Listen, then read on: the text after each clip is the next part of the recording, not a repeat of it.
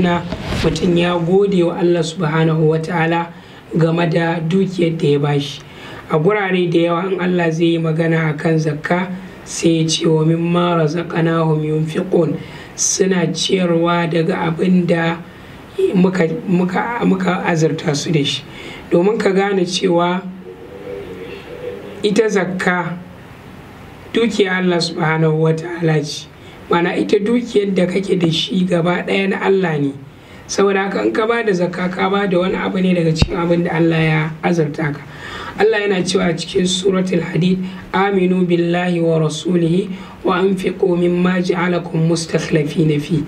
Ku yi imani da Allah, ku yi imani da manzon Allah, kuma ku ciyar daga abin da muka sanya ku mustakhlifina fi, muka sanya ku a matsayin halifofi.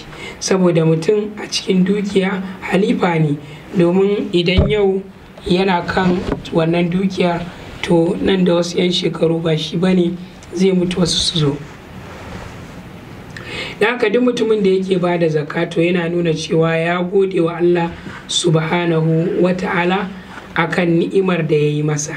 Yana daga cikin hikimomi da kuma dalilai waɗanda suka sa Allah subhanahu wa ta'ala ya shar'anta zakka, shine ita zakka tana tsarkake mutumin da yake ba da ita kamar yadda daga cikinta. Allah maɗaukakin sarki a cikin alkur'ani suratul tauba yana cewa khuz min amwalihim sadaqatan tutahhiruhum wa tuzakkihim biha. Ka karɓa daga dukiyarsu, ka karɓi wani abu daga ciki wanda zai tsarkake su, wanda wannan abin zai tsarkake su.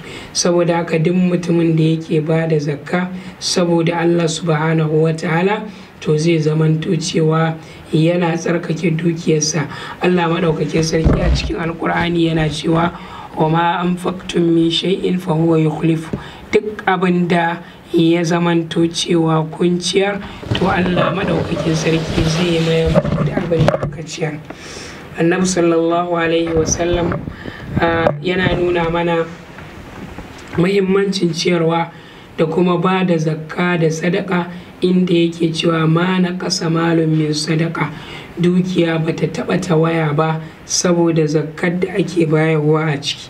Yana daga cikin abubuwa da suka kawo na ƙissoshi waɗanda suke da ban mamaki shine in mutum ma ya zamanto cewa yana fitar da zakka to za ka ga Allah subhanahu wa ta'ala ko da wani bala'i ya saukar to Allah ba zai sauka wa dukiyarsa ba.